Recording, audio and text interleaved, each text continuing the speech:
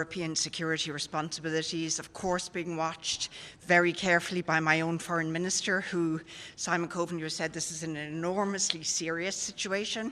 He has been in Brussels meeting with his EU counterparts, ongoing vigilance and concern. So just to come back again, we want to see diplomacy, de-escalation, and above all, dialogue to resolve the tension. With regard to the Irish fishermen and the dispute that happened with the Russian Navy for military exercises close to the Irish economic zone, what is the development on that? Well, that's a welcome development in relation to the naval exercises that will take place off the coast of Ireland. The Irish government, Foreign Minister Coveney, in partnership with the fishermen, made clear how unwelcome any naval exercises within the economic zone, Ireland's economic zone, would be. And so there has been a decision by the Russian Federation to move those exercises to beyond the EEZ, and that's a welcome decision. Ambassador, are you confident you can win a procedural vote today? I didn't know there is a procedural vote. As far as I'm aware, there hasn't been a procedural vote called. Ireland is going to the table. I've said to you so many times here, we believe in dialogue. We believe in an opportunity for an information exchange today, for an exchange of views. So we favour having a discussion today. So Ireland will certainly support the meeting that we're preparing to go into now. Thank you.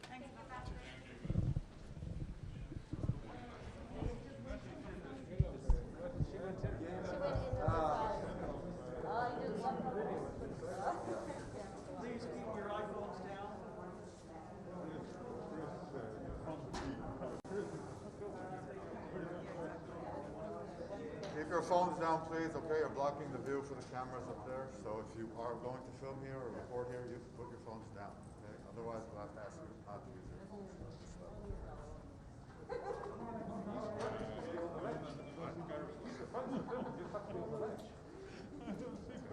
Below James's head. On Benno's head.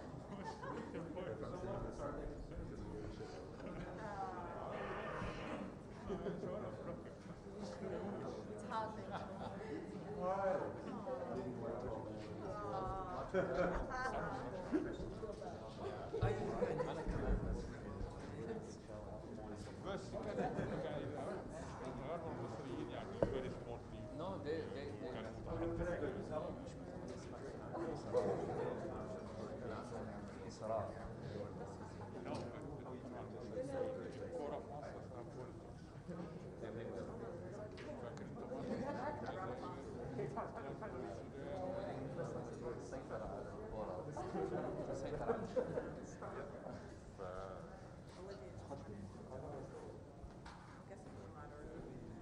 She went to the other way.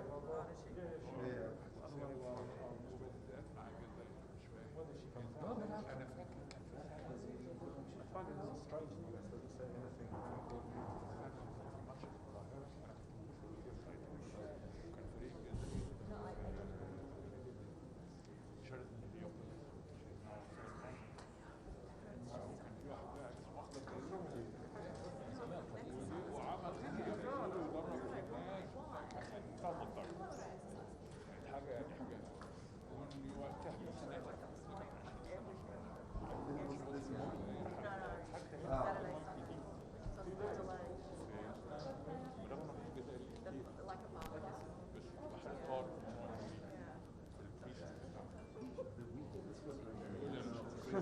What are you doing? No, I'm just Were you? A lot of fun. During the blizzard? During the what? Oh, yes. The snowstorm? It was really Yeah, I didn't leave my neighborhood. I didn't leave Greenpoint. It was great. Just bars, movies at home. No exercise. well done, James. God, that seems so sad. So I only really No, it's going to be good, I know. only really started to waver on Friday night. Oh, hey, Ambassador. Do you think you've got do you think if there's a procedural vote, you can We'll see. I think we'll have a meeting on Ukraine. We'll discuss the modalities now. As you know, we are very concerned with the situation around Ukraine. What we will do, I think what I will do is really call for diplomatic settlement, diplomatic talks. As you know, France and Germany have been strongly engaged on this one. The National Security Advisors met in a Normandy format a few days ago. There will be another round in Berlin on February 10.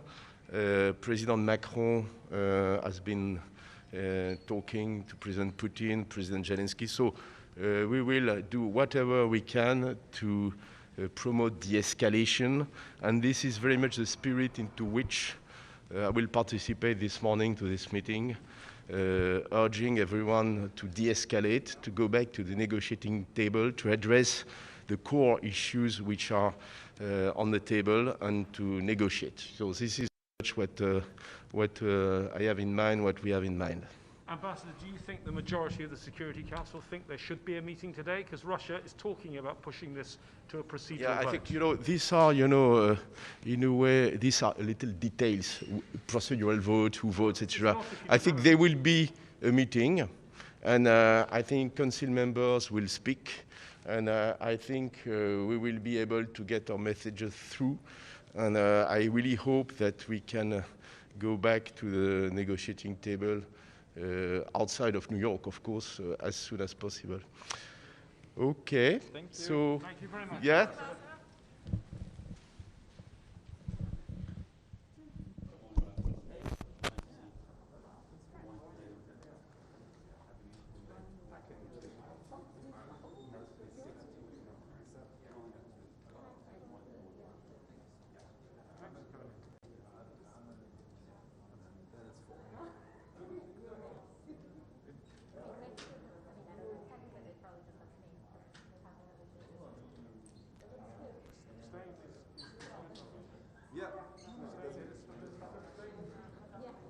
Russia's very happy with the sanctions. That gets them what they want. They get nothing. Are they going to call me at some point? We get to see in July, down here. Well, you will, but after this has started.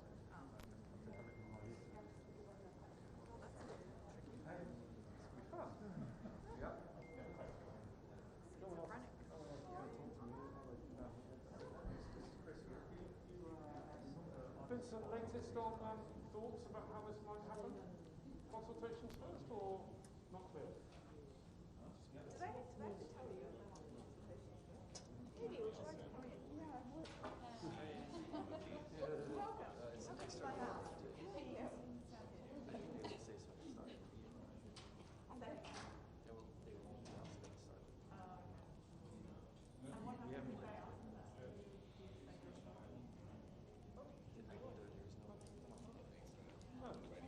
Didn't Trudeau have to go to Oregon? Yes. He's got to again. Would have thought Boris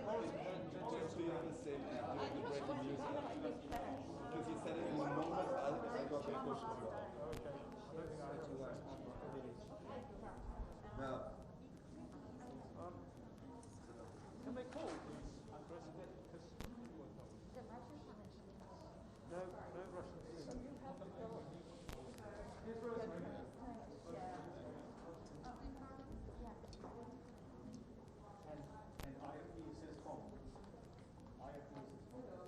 I'm the Secretary General. Good morning. How serious is the situation?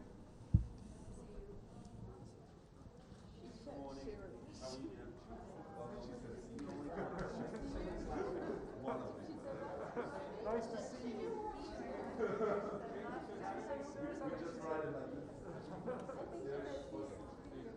think she said nice to see you. No one is calling. I can't do it without a call.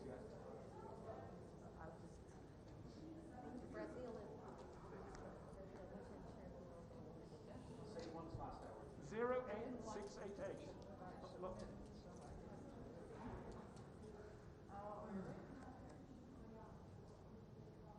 He's not to come this way, is he? Brazilian? Maybe. We never I've not had a missed call. It's not connected at all. he's new, so he might want to talk.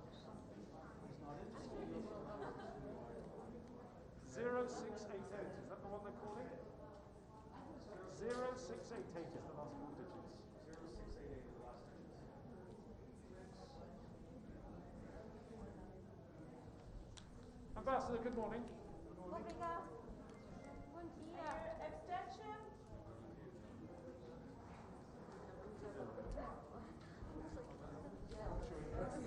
I'm not going to get in trouble. I'm just going to keep walking.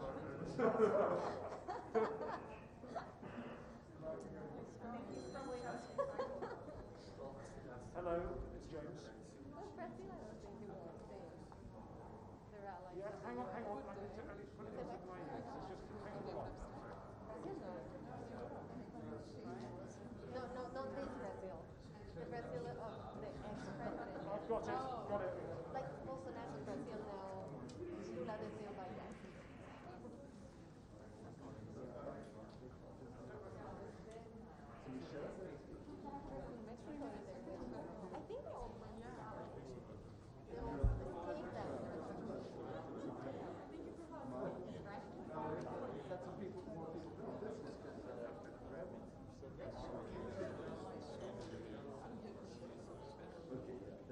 all escaped that.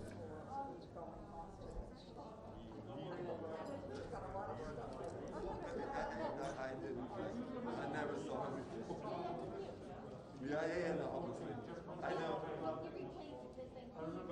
Yeah. Yeah, that makes sense. I don't think he's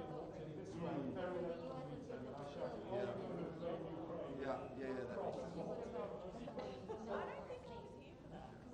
I must have been here.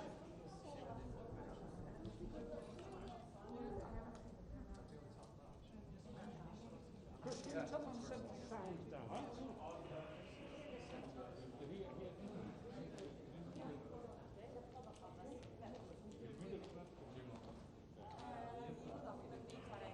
Hey Rich, I'm here. I will turn and talk to camera when we're done. This will dissipate a bit because the meeting will probably start. Good morning, Ambassador. Good morning. Armenia. China coming that way. Oh, good. You think you're going to say something? Yeah. He's very slow. Yeah, That was taken. he will go that way then. Please come and talk to us, Ambassador.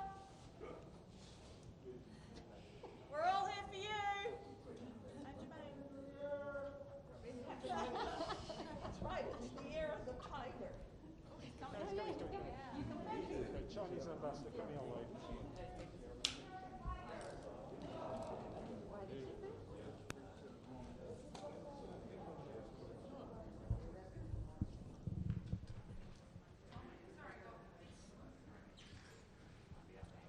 Good morning, Ambassador. Do you support this meeting taking place today?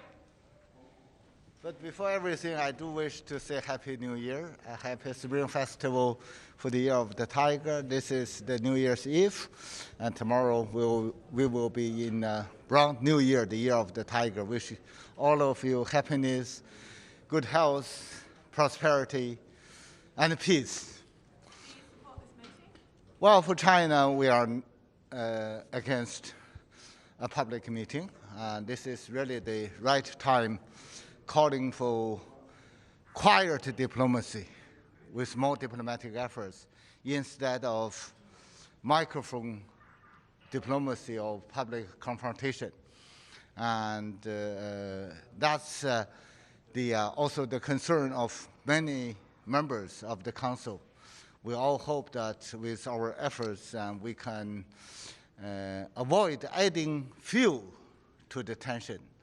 And what's really needed, badly needed, is more diplomatic efforts. So that's our position. So it says a procedural vote. Can the meeting be blocked, do you believe? Do you have the votes? I think efforts are still being underway. As far as I know, the president of the council, many members, including China, are all making efforts trying to avoid a public confrontation.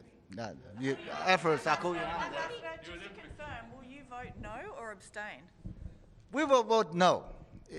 As I said, what we want is quiet diplomacy. Yeah. Can you happy it out doesn't work in the procedural vote?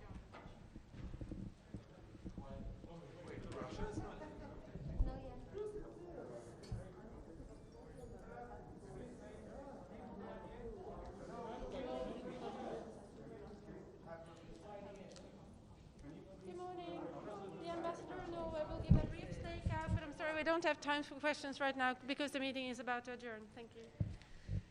Good morning. We will now have a meeting under the agenda item International Threat to Peace and Security, a meeting called by the US.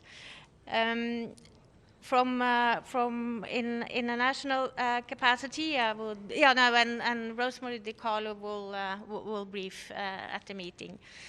In a national capacity, I would just like to say that we are concerned with the military buildup and the threat against Ukraine.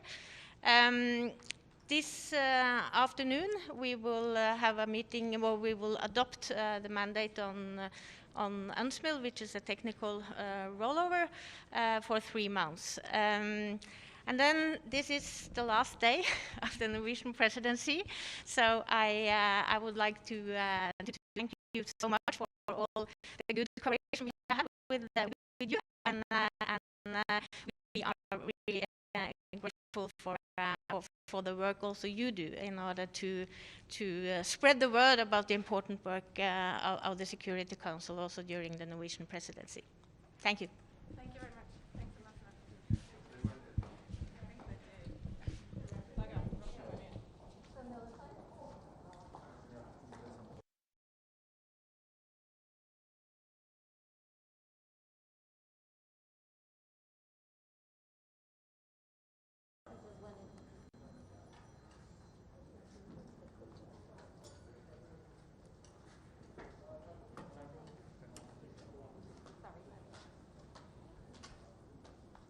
Well, I think that the US and its allies feel that they've done a lot of work around the United Nations, around all 193 members of the United Nations, and around the Security Council, and they believe they have support now for their view that what Russia is doing is a threat to international peace and security.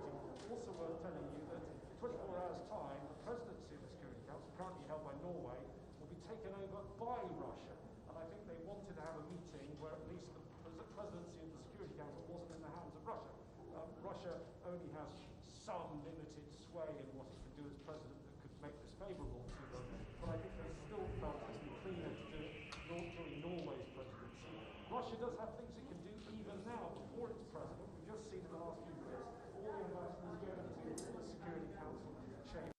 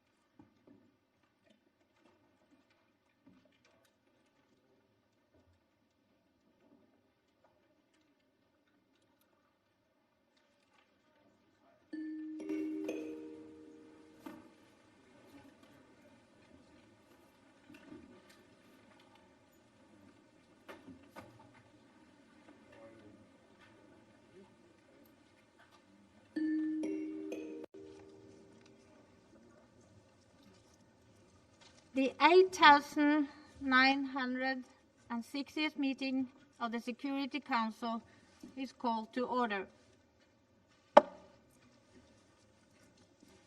The provisional agenda for this meeting is threat to international peace and security. The agenda is, I give the floor to the representative of the Russian Federation. Thank you, Madam President. Thank you, Madam President. Thank you, Madam President. Madam President, the Russian Federation is asking for a procedural vote on the proposal to hold this meeting on the initiative of the United States. The delegation of the U.S. in explaining its proposal on convening this meeting has pointed out that it considers the deployment of Russian troops within Russian territory as a threat to international peace and security.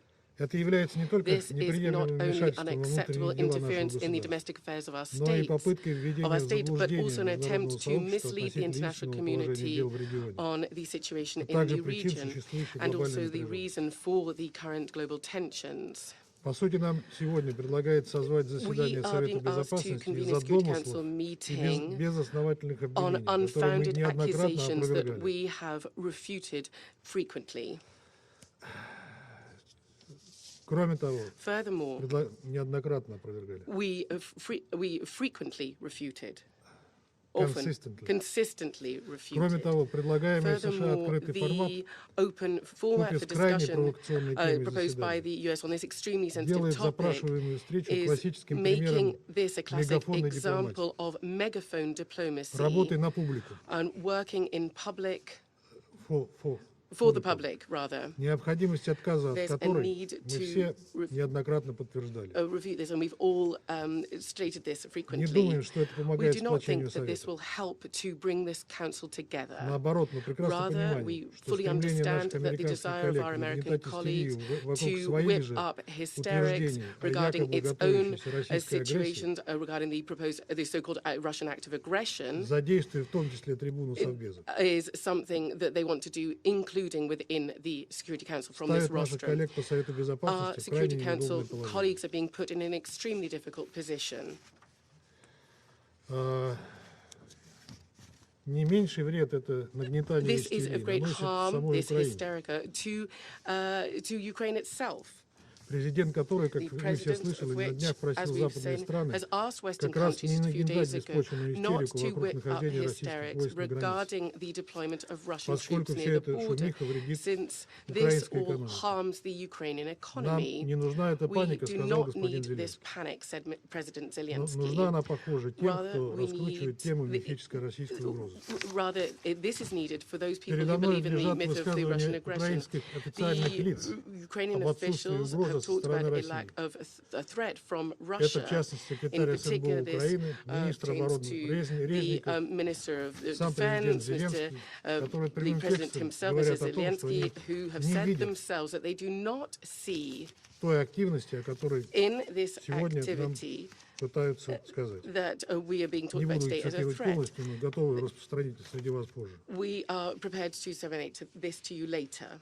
We would urge all colleagues to not use the rostrum of the Security Council to push forward the propaganda beliefs of our colleagues. We would also like to remind members of the Security Council that the Russian delegation in December announced its plans to have an annual discussion of the situation in Ukraine during our presidency of the Council that starts from tomorrow. The 7th anniversary of the adoption of the package of measures of the Minsk agreements will be an excellent opportunity for us to constructively show the Security Council's commitment to 2202 that is the international basis for the Ukrainian settlement. The event is planned for the 17th of February. If our American colleagues really need to say in public any additional information about this, they can fully do this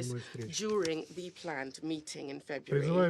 We would urge all sensible members of the Council not to support this provocative proposal and treat the UN Charter with respect. Thank you. I thank the representative of the Russian Federation. I give the floor to the representative of the US.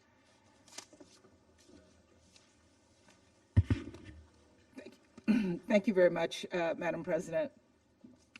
As our colleague stated, we have called for this meeting, and we've called for this meeting because of what we have all witnessed over the course of the past few months in terms of the actions of the Russian Federation on the territory of on the border with Ukraine. They indicate that it's in their own territory, but it is also very close to their neighbor's border. It's a neighbor that has been invaded already before. It's a neighbor that has Russian troops occupying their territory. We have had numerous meetings, over 100 meetings over the course of the past few weeks, both with Russian officials and in consultations with our European and Ukrainian colleagues. All of these meetings have been in private. We think it's now time to have a meeting in public and have this discussed in a public forum. We have worked with the Ukrainians at their request to provide assistance to them so that they can prepare for what they see as inevitable, including having provided $200 million in assistance in recent weeks and over $5 billion in assistance since 2014. And that is so that they can be prepared. You've heard from our Russian colleagues that we're calling for this meeting to make you all feel uncomfortable. Imagine how uncomfortable you would be if you had 100,000 troops sitting on your border in the way that these troops are sitting on the border with Ukraine. For us, this is about peace and security. It's about honoring the UN Charter that calls on us as members of the Security Council to protect peace and security. So this is not about antics.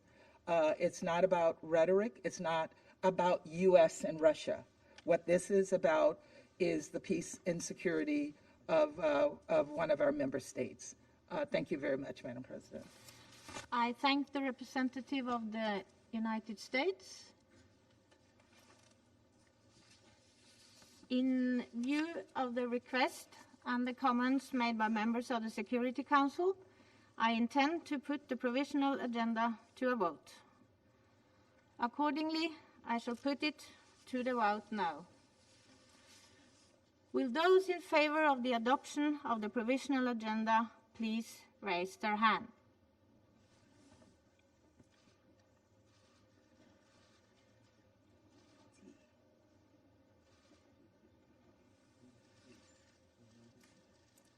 Those against?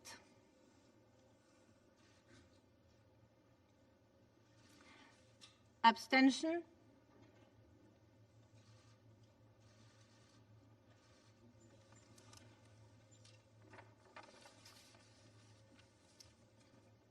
The result of the voting is as follows.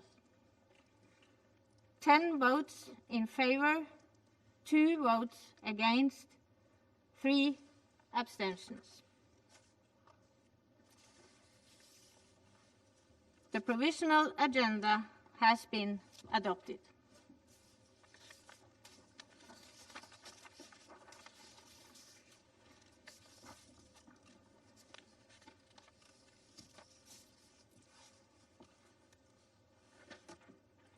In accordance with Rule 37 of the Council Provisional Rules of Procedure, I invite the representative of Belarus, Lithuania, Poland, and Ukraine to participate in this meeting.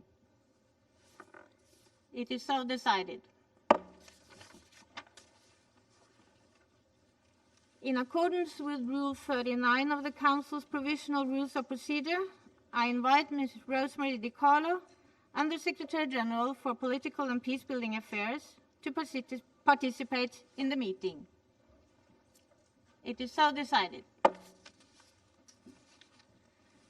The Security Council will now begin its consideration of item 2 of the agenda. Recalling the Security Council latest note 507 on its working methods, I wish to encourage all speakers, both members and non-members of the Council, to deliver the statements in 5 minutes or less. Note 507 also encourages briefers to be succinct and to focus on key issues.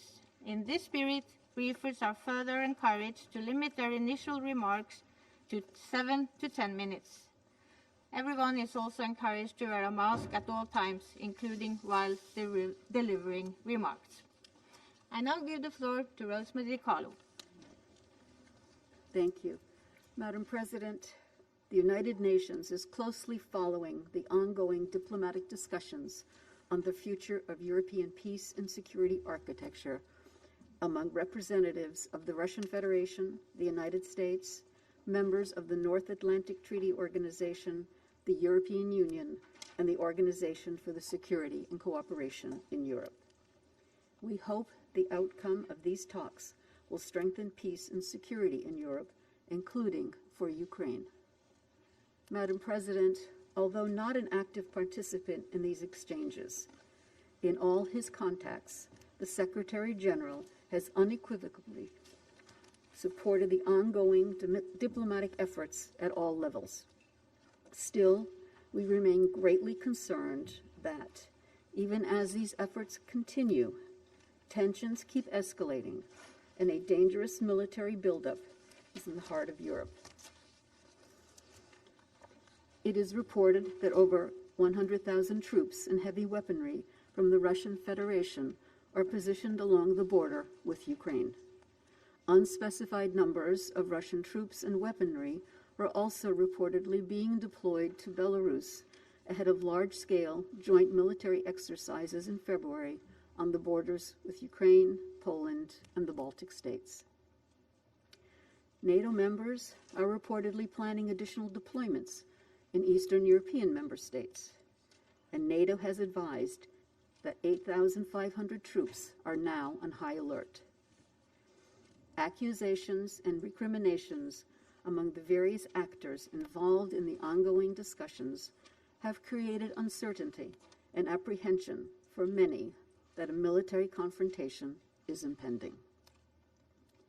Madam President, the Secretary General has made clear that there can be no alternative to diplomacy and dialogue to deal with the complex, long-standing security concerns and threat perceptions that have been raised. He has expressed his strong belief that there should not be any military intervention in this context and that diplomacy should prevail. He's been equally explicit that any such intervention by one country in another would be against international law and the United Nations Charter. His expectation is that we all contribute to avoiding confrontation and to creating conditions for a diplomatic solution to end this crisis. We therefore welcome the steps taken so far by all involved to maintain dialogue. We urge and expect all actors to build on these efforts and to remain focused on pursuing diplomatic solutions by engaging in good faith. We further urge all actors to refrain from provocative rhetoric and actions to maximize the chance for diplomacy to succeed.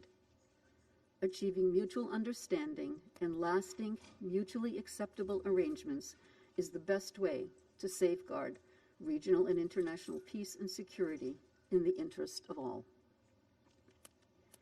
Madam President, let me repeat the full commitment of the United Nations to the sovereignty, political independence, unity, and territorial integrity of Ukraine within its internationally recognized borders, in accordance with relevant General Assembly resolutions.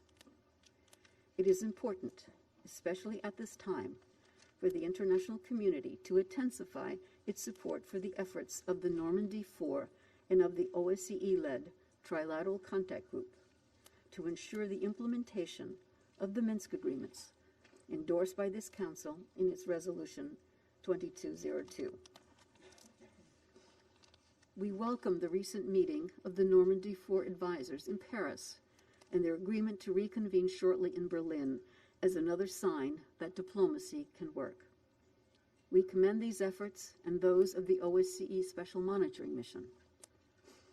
Likewise, United Nations agencies in Ukraine are committed to continue delivering on their mandates in accordance with the humanitarian principles of neutrality, impartiality, humanity, and independence. Safe, unimpeded humanitarian access must be respected under any circumstances to provide support to the 2.9 million people in need of assistance, with the majority in non-government controlled areas. In this regard, I encourage member states to contribute to the humanitarian response plan. Further, the UN Human Rights Monitoring Mission in Ukraine continues to document civilian casualties in the conflict area. Madam President, no one is watching the current diplomatic efforts more than the people of Ukraine. They have endured a conflict that has taken over 14,000 lives since 2014, and that tragically is still far from resolution. It is painfully obvious that any new escalation in or around Ukraine would mean more needless killing and destruction. Whatever one's position regarding the current situation or the status quo in eastern Ukraine, this should be inconceivable. The fact that it is not should give us pause. The principles enshrined in the UN Charter, the Helsinki Final Act, and multiple other commitments to safeguard regional and international peace and security are crystal clear. Any escalation or new conflict would deal another serious blow to the architecture so painstakingly built up over the last 75 years to maintain international peace and security just when we need it most. Once again, I'd like to stress the Secretary General's appeal to all concerned to take immediate steps to de-escalate tensions and continue on the diplomatic path. The United Nations stands ready to support all efforts to that end. Thank you, Madam President. I thank Rosemary DiCarlo for her briefing. I now give the floor to those council members who wish to make statements. I give the floor to the representative of the United States. Thank you, Madam President, and thank you, Undersecretary General DiCarlo, for your briefing. Colleagues, the situation we're facing in Europe is urgent and dangerous, and the stakes for Ukraine and for every UN member state could not be higher. Russia's actions strike at the very heart of the UN Charter. This is as clear and consequential a threat to peace and security as anyone can imagine. In the wake of World War II, the Council was formed to address precisely the kind of threat that Ukraine now faces. As Article 39 says, the Security Council shall determine the existence of any threat to the peace.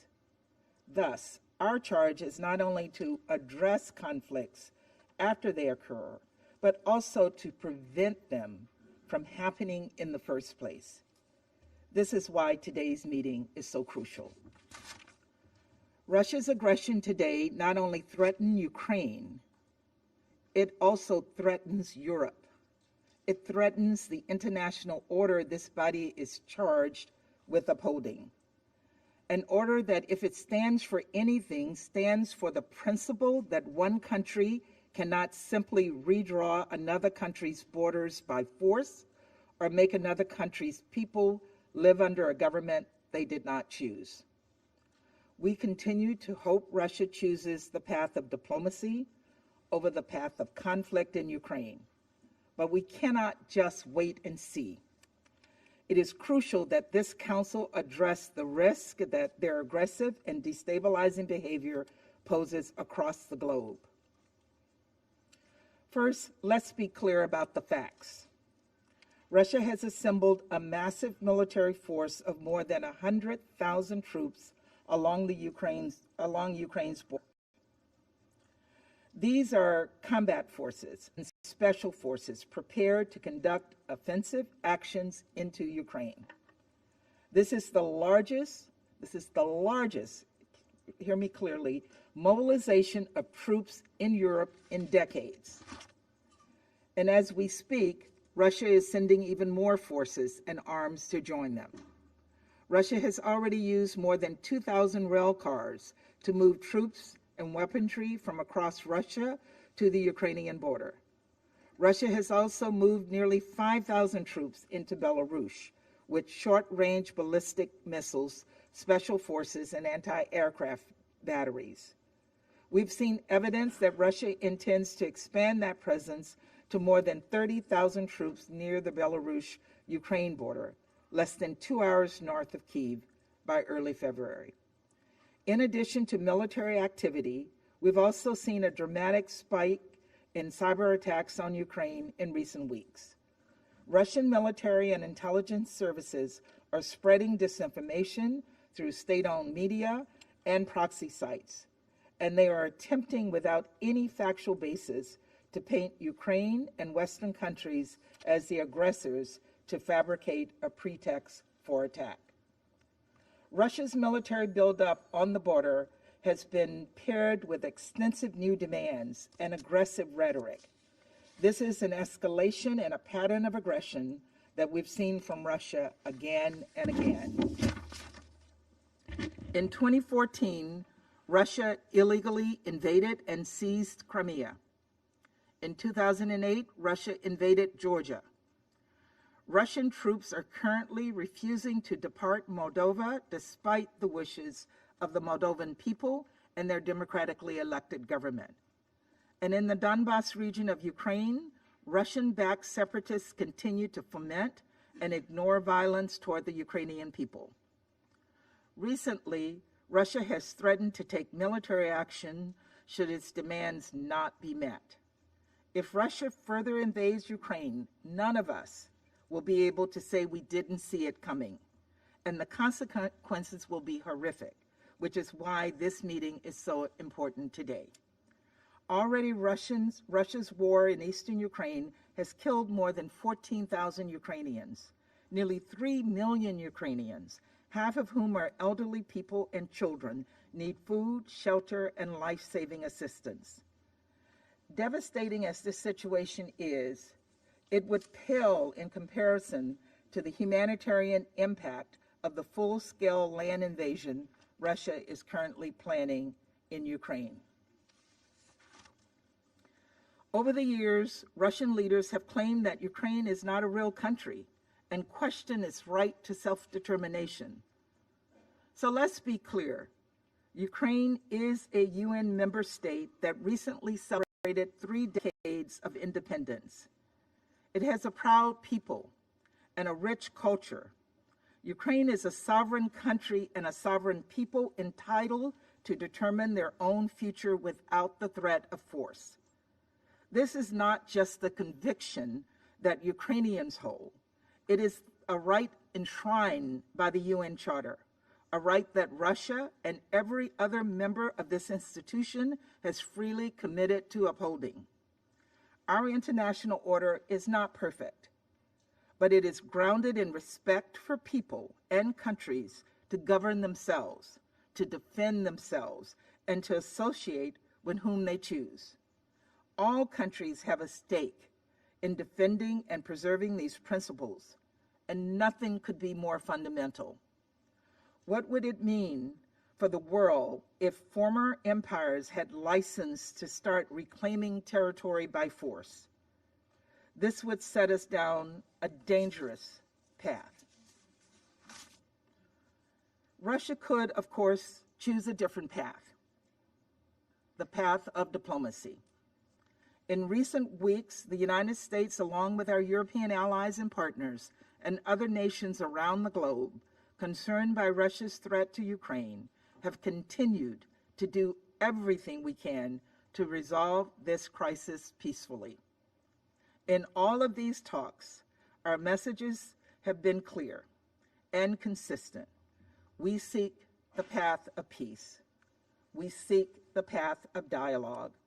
We do not want confrontation, but we will be decisive, swift, and united should Russia further invade Ukraine. We continue to believe there is a diplomatic path out of the crisis caused by Russia's unprovoked military buildup. We're working to pursue diplomacy in every possible venue. But we also know that diplomacy will not succeed in an atmosphere of threat and military escalation. That is why we have brought this situation before the Security Council today. The United States has been clear. If this is truly about Russia's security concerns in Europe, we're offering them an opportunity to address these concerns at the negotiating table. The test of Russia's good faith in the coming days and weeks is whether they will come to that table and stay at that table until we reach an understanding. If they refuse to do so, the world will know why and who is responsible. Fellow members of the Council and other UN member states, we urge you to assess not only Russia's statements, but their actions with clear eyes, to evaluate the risk this presents not just to Ukraine's border and its people, but to all of us, and to speak clearly and forcefully in favor of the path of diplomacy rather than the path of conflict. Thank you, Madam President. I thank the representative of the United States, and I give the floor to the representative of Albania. Thank you, Madam President, for convening this open meeting, and thank you, Under Secretary General Di Carlo, for your briefing. Madam President, the primary responsibility of the Security Council is to maintain peace and security with a view to preventing conflicts in the world. We have argued here several times that in terms of prevention, the Council has still a long way to go. The Council has been seized many times to discuss the situation in Ukraine since the beginning of the aggression in 2014, and here we are again today. We express our deep concerns on the military buildup of Russia near Ukraine in recent months. Dozens of battalions have been already dislocated to the Ukrainian border. Military troops are being dispatched from eastern to western part of Russia. This includes heavy combat forces, tanks, artillery, air defense systems, and ballistic missiles. Several thousands of Russian troops have also been sent to Belarus. This movement of troops and weaponry is very worrying, has caused anxiety and fear among people in Ukraine, and justifiably serious international concerns, particularly for us in Europe. Madam President, let me reconfirm our unwavering support for the sovereignty and territorial integrity of Ukraine within its internationally recognized borders. Dear colleagues, in 1994, 27 years ago, Ukraine received security assurances through the Budapest Memorandum, where Russia, together with the US and UK, pledged, and I quote, to respect the independence and sovereignty and the existing borders of Ukraine, in exchange for giving up its nuclear arsenal. The signatories also reaffirmed their commitment to seek UN Security Council action to provide assistance to Ukraine should it become a victim of an act of aggression. We call on Russia and the Security Council to expressly confirm the respect of the sovereignty and territorial integrity of Ukraine. Madam President, it would be wrong to consider the threat of a military attack by Russia against Ukraine as another crisis between Russia and the West. This is a challenge to the European security order and to the whole international security architecture, which is based on the UN Charter. It is an affront to the 1975 Helsinki Final Act and its decalogue, upon which OSCE is founded and where Russia is a part. These last developments on the Russian-Ukrainian border are a well-known playbook. We have seen them in Georgia in 2008 and in Ukraine repeatedly since 2014, unfortunately at the cost of thousands of lives, civilian and military. Russia has used military violence as a means of achieving its political and geopolitical goals. Madam President, Russia is a big country and has a role to play in European and world geopolitics. It can play an important part in making the world a better and a safer place. Unfortunately, it is doing the contrary. The narratives of spheres of influence in Europe or dictating by threats the geostrategic orientation of other countries are tools of another century, of another time, reminiscences of the Cold War. Countries are and should be free to join whichever organization they want, be it NATO, the European Union, CSTO, or CIS. Sovereign countries take decisions by their free will, not under the threat of a gun. Madam President, what is to gain in a potential conflict to which everyone anticipates the disastrous consequences? What can justify the loss of thousands of lives, widespread destruction, severance of relations, continued tensions, including, as it has been made repeatedly clear, severe consequences for Russia itself? No other place knows more about war and its disastrous consequences than this room. Therefore, we must be able to see beyond and seek other means to address issues, however complex they are or seem to be. Albania believes that this crisis should be solved through talks and discussion. Finding solutions through negotiations was our primary focus during the OSCE chairmanship in office in 2020. It remains the same now in the Council. There are several mechanisms to be used through diplomatic efforts. Concrete steps towards de-escalation are needed, paving the ground towards talks in efforts to seek solutions. Such efforts should be made in good faith and not be conducted in a climate of escalation rhetoric. The resumption of the Normandy format meetings last week in Paris was the right step, and we hope that this process will continue. Madam President, we all should bear in mind that the crisis in and around Ukraine has a direct impact on the whole Europe. The instrumentalization of ethnic minorities, targeted cyber attacks, political interference here and there for political gains, and a growing tendency of genocide denial and glorification on war crimes and war criminals, all these are acts that seek destabilization, create tension, and should be treated as a threat to peace and security, because they are. This is why we deem of paramount importance to invest in prevention, and I hope this meeting will be part of such genuine efforts, and I thank you. I thank the representative of Albania, and I give the floor to the representative of the United Kingdom. Thank you, Madam President, and I'm grateful to Under-Secretary General DiCarlo for her briefing.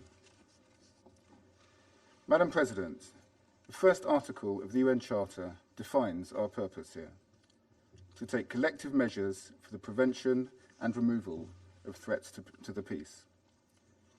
Today, over 100,000 Russian troops are massed on Ukraine's borders.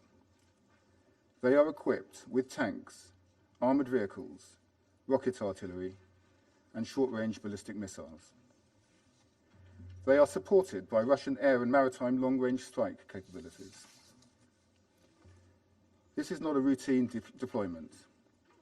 This is the largest military build-up in Europe in decades. In the best-case scenario, the scale of the Russian forces assembled on three sides of Ukraine is deeply destabilizing. In the worst case, it is preparation for a military invasion of a sovereign country. Madam President, in 2008, Russia told this Council that it was sending peacekeepers into Georgia. In reality, it was invading an independent, democratic country. In 2014, Russia denied to this Council the presence of its forces in Crimea. In reality, its soldiers were annexing part of an independent, democratic Ukraine. Today, Russia denies that its forces are posing a threat to Ukraine. But yet again, we see disinformation, cyber attacks, and destabilizing plots directed against an independent, democratic country. Madam President, the United Kingdom welcomes our discussion today as part of the intense diplomatic effort to ensure Russia de-escalates the situation and avoids conflict. We are unwavering in our support for Ukraine's sovereignty, independence, and territorial integrity.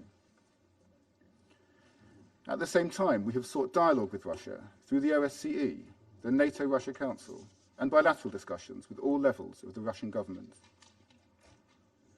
We are ready to address mutual security concerns based on existing European security structures and international commitments. This includes our expectation that Russia should address our concerns. We are committed to a constructive dialogue if Russia is genuine about finding a diplomatic solution. This Council has a vital interest in this diplomatic effort. Because let's be clear, this is not a regional issue.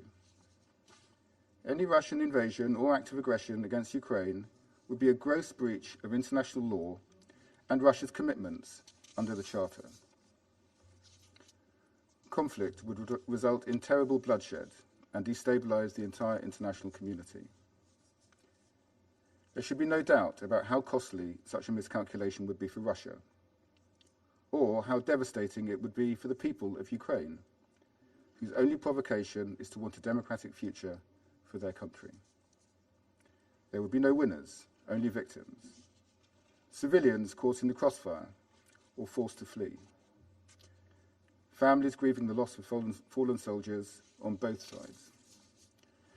So, Madam President, we urge Russia to make clear in this Council that it will abide by its obligations under the Charter, that it has no plans to invade Ukraine, that it will refrain from the threat or use of force against its neighbour, that it will not further undermine Ukraine's sovereignty or territorial integrity by military or any other means, and that it will stand down its troops. Thank you, Madam President. I thank the representative of the United Kingdom. I give the floor to the representative of France. Madame la Présidente, Madam President, la situation the aux situation frontières de at l'Ukraine Ukraine's borders est un motif de vive is a préoccupation source of pour la deep France. concern for France. L'accumulation de The capacités build-up militaires of importantes à la considerable frontière military d'un État capacities along the souverain border voisin of a neighboring constitue sovereign un state comportement represents menaçant. threatening Elle conduct. soulève des It interrogations raises légitimes legitimate sur les questions intentions de la Russie, on Russia's d'autant intentions, plus que ce pays a déjà particularly porté atteinte since à this l'intégrité country has territoriale de already l'Ukraine dans le passé. infringed the territorial integrity of Ukraine in the past. La France réaffirme son France soutien plein reaffirms et entier its à full l'indépendance, support à la for the souveraineté independence, et à l'intégrité sovereignty, territoriale and de territorial l'Ukraine integrity dans of ses Ukraine frontières internationalement within its reconnues. internationally recognized Elle appelle borders. la Russie à s'engager dans France une calls on désescalade Russia de to la engage situation, in à de-escalating the respecter le droit situation, to international abide by et à international participer law, de manière and to constructive au participate dialogue dans le cadre constructively des in dialogue mécanismes within the internationaux framework établis. of established La international priorité mechanisms. est d'œuvrer The collectivement priority à une is to work désescalade together rapide. towards a swift Le président de-escalation. Macron s'y est employé President Macron au cours des has derniers made jours, efforts in that lors de regard son over the last déplacement à few Berlin, days, during his puis trip to de son Berlin, entretien and téléphonique then avec during le his président telephone Poutine. call with President Cette Putin. réunion du Conseil de sécurité This doit également Security Council s'inscrire dans cet meeting should objectif. also be in line with La this France objective. soutient tous les efforts de dialogue France supports dans les all différents efforts cadres at existants dialogue within et the souhaite que different les Européens existing y prennent toute frameworks, leur and part. we hope that Europeans Dans will le be cadre fully du format involved. Normandie, In the qui rassemble context of l'Allemagne, la the France, Normandy la format that Russie et brings l'Ukraine, together Germany, ces France, efforts ont Russia and permis, Ukraine, lors de la these réunion du efforts 26 janvier à enabled at Paris, the 26th of de January meeting s'accorder in Paris sur une an déclaration de agreement soutien on au a respect statement of inconditionnel du support cessez-le-feu for the et de la mise unconditional en œuvre compliance with des the accords de ceasefire and the Minsk. implementation of the Minsk Nous agreements. poursuivrons les efforts en We ce will sens pursue lors de la efforts in this prochaine réunion direction at prévue the à next brève meeting échéance à planned to be Berlin. held in short order in Berlin. Le dialogue,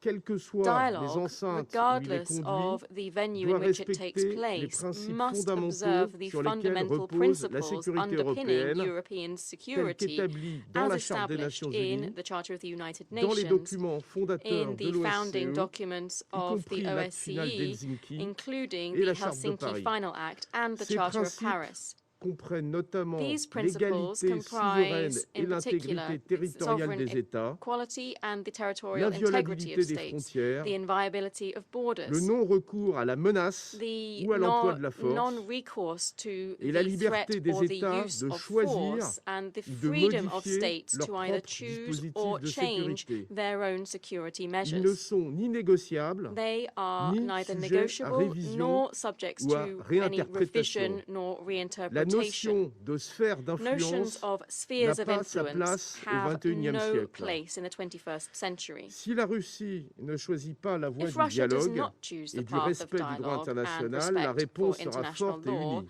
the response Toute will nouvelle be atteinte à robust la and souveraineté united. et Any à fresh l'intégrité infringement territoriale de of the l'Ukraine sovereignty and aura territorial des integrity of conséquences Ukraine massives et un coût by Russia sévère. will have massive Les Européens consequences and a travaillent à severe des mesures cost. restrictives Europeans coordonnées are et se working on tiennent prêts, coordinated restrictive conjointement measures avec leurs and stand partenaires, à ready together réagir. with their partners to react. Si la voie du dialogue If et de la the path of coopération est dialogue choisie, and cooperation l'Union is européenne chosen, est the prête European à Union s'engager stands ready to pour engage développer to ses develop relations avec its la Russie relations with sur la Russia base on the d'une approche basis unie, of a à long united, terme et long-term stratégique, and strategic selon les approach 5 principes in accordance directeurs de with 2016. the 5 guiding Dans le principles from contexte de 2016. menaces et de tensions In the actuelles, la context France of current réaffirme threats and sa tensions, France solidarité avec le reaffirms its peuple et les solidarity with gouvernements the ukrainiens. Ukrainian people and government. Avec nos partenaires With our européens, nous European partners, continuerons we à will nous continue mobiliser to en soutien à mobilize in l'Ukraine, support of notamment par Ukraine, la voie du soutien particularly through aux réformes. support Je vous for remercie. reforms. Thank you.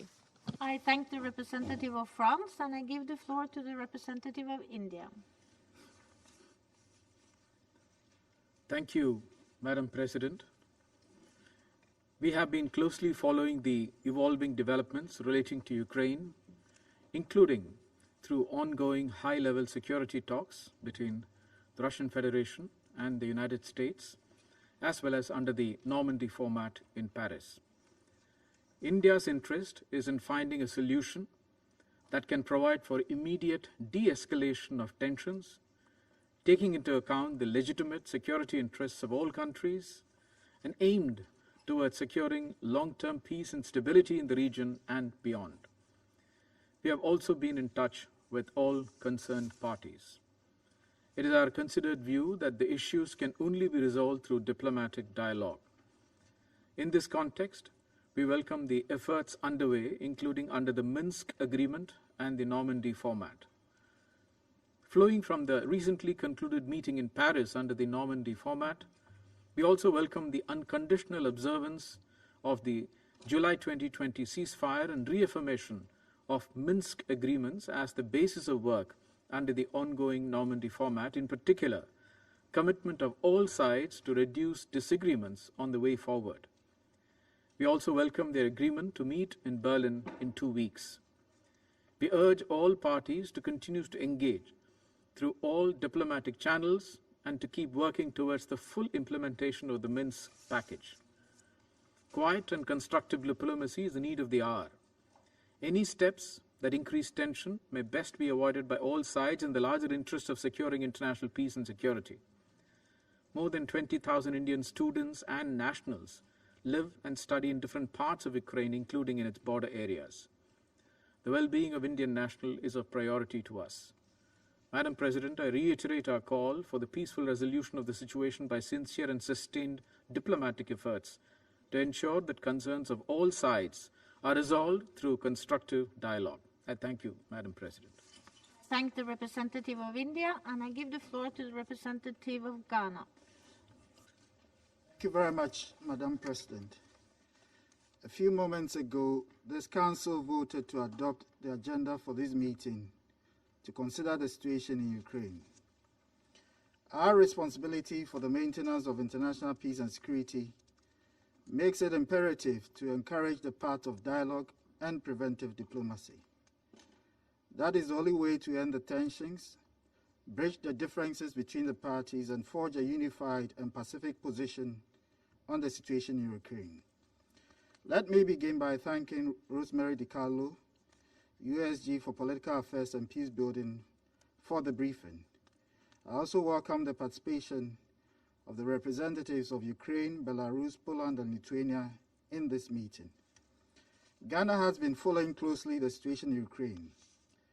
I've also listened carefully to the briefing we just received from the Secretariat, as well as the statement of delegations that have spoken before me. We have paid careful attention to the perspectives of the key parties to the situation and hope that at the end of this meeting, the views of members of this Council will be closer to each other than when we first began. We note from the situation in Ukraine that while there has been a buildup of Russian troops at the internationally recognized borders of Ukraine, those troops are presently within the national territory of the Russian Federation. We also have taken note that while the military buildup of the troops of the Russian Federation are within its borders, this has caused for Ukraine and other parties a concern over the intentions of the buildup and its prospective implications on international peace and security.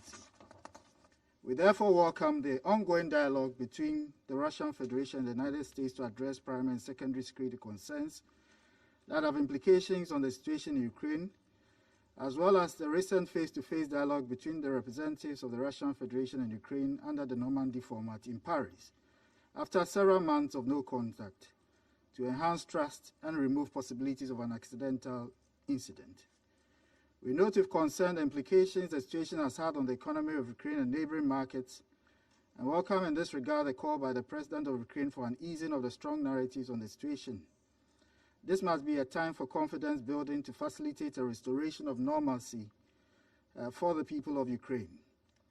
In concluding, Madam President, Ghana believes that in conformity with the provisions of the Charter of this organization, differences between member states should only be resolved through peaceful means. We remain encouraged by the ongoing diplomatic engagement between the parties and reiterate our support for those efforts, which should also take into account the delicate nature of the situation. I thank you very much for your kind attention. I thank the representative of Ghana. I give the floor to the representative of Ireland. Thank you very much, Madam President, and thanks also to Under-Secretary General De Carlo for your briefing. Madam President, today's discussion is an important opportunity for the Council to address the developing situation at Ukraine's borders, which has become a matter of profound international concern. Let me underline at the outset that Ireland, along with our EU partners, is a strong and unwavering supporter of Ukraine's independence, sovereignty and territorial integrity within its internationally recognised borders. At this moment of rising tension on Ukraine's frontiers, arising from Russia's military build-up, Ireland calls for calm, de-escalation and the pursuit of diplomacy. We call also for constructive and determined engagement on all dialogue tracks, including the Normandy format and the OSCE. Ireland is fully committed to the core principles enshrined in the UN Charter. These include the sovereign, equality and territorial integrity of states. We recall today that these principles were agreed collectively and freely by all members of the United Nations. Moreover, European security is built on a series of essential commitments and obligations. It is the fundamental right of a sovereign and independent state to chart its own path in the world, to choose its own foreign policy, and to make arrangements for the security and defence of its territory. The Helsinki Final Act, one of the foundational documents of the OSCE, confirms the obligation of states, and I quote, to respect each other's sovereign equality and the right of every state to juridical equality, to territorial integrity, and to freedom and political independence, end of quote. Subsequent agreements, including the Charter of Paris and the Charter of European Security, agreed in Istanbul in 1999, reaffirm the core principles and underpinning collective European security. Madam President, earlier this month, Ireland marked 100 years of a hard-won independence. Just as we would not accept another state determining our foreign and security policy, Ukraine similarly has the sovereign right to choose its own policies. In this Council, we are too often faced with the terrible humanitarian consequences of violent conflict, usually where diplomacy and dialogue have failed.